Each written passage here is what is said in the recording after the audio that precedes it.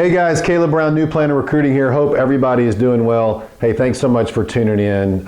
So over these next few weeks and few videos, what I'm trying to do is just the conversations that we have, I'm trying to highlight some of those for some of the other listeners, if that is our viewers or members, if that's beneficial for you. So I had a conversation with somebody who wants to apply for jobs and basically wants to relocate. Okay, this particular situation, this person's getting forced out of the Mountain West, like Utah, and wants to move to the Southeast just because of all the influx of the West Coast people that are driving housing prices up. Something we see a lot. So the challenge though is if there's no familial ties or you didn't go to school, if you're trying to move from Utah to North Carolina or South Carolina, Georgia, and you've never been there, you don't know anything about it, but you just know the weather's great, and that's shooting your resume to these firms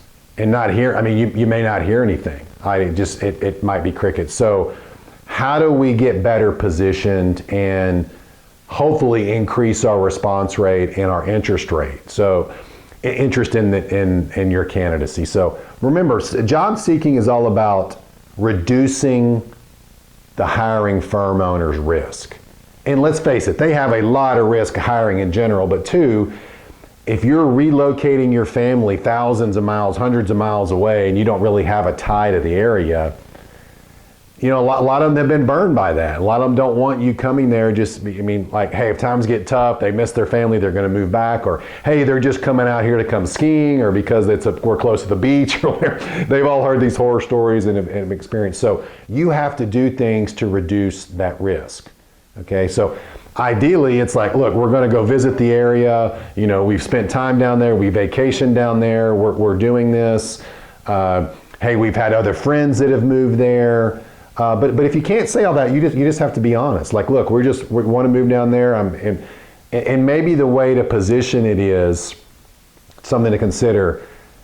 Hey, in a cover letter or a resume summary or some sort of summary statement, because if you just send your resume and it says, you know, Denver, Colorado, and you're sending it to all these people in Florida, it's kind of like, what, like, it should be common sense why you're probably not getting the responses that you want without sort of declaring sort of what your game plan is. And this happens to me all the time. People send me resumes, it's like, oh yeah, I live here, but I'm trying to go there. And I'm like, okay, make it easy for me. Let me know. So some sort of summary, and maybe the positioning is, hey, me and my family, we are moving to North Carolina, whether we get a job with you or not.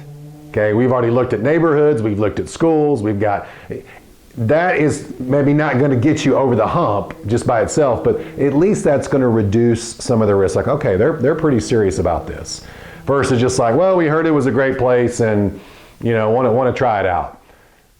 These smaller RIAs especially, and even mid-size, even large RIAs, they don't want you trying an area out on their dime. So that's something that I want you to consider as you go through this. So clear and concise communication, be honest, be upfront. Here's what we're looking to do. Here's why we want to do this. Better quality of life. We can't afford housing. We can't afford to live in Utah anymore. And we hate the winters. Okay, all very straightforward. And the right firm owner, if the timing is right, I think that'll increase your likelihood of getting a response. I hope that was helpful. We'll see you next time. Bye-bye.